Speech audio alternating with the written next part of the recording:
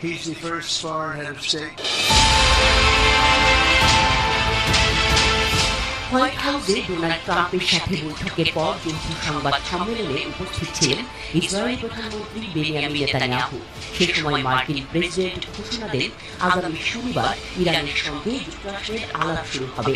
তিনি বলেন, একটা যুদ্ধের চেয়ে চুক্তি অনেক ভালো। ট্রাম্পের এমন বক্তব্যে নেতানিয়াহুর চেহারা ছিল দেখার মতো।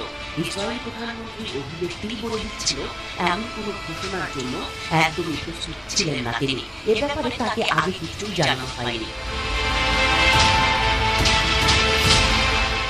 ইসরায়েল কর্মকর্তারা নিশ্চিত করেছেন এই বিষয়ে আগে থেকে অবগত ছিলেন না নেতানিয়াহু। বিশ্লেষকরা বলছেন, এটি ইসরায়েল প্রধানমন্ত্রী নেতানিয়াহুর জন্য এক প্রকার কূটনৈতিক ধাক্কা। তিনি ওয়াশিংটনে গিয়েছিলেন মূলত ট্রাম্প প্রশাসনের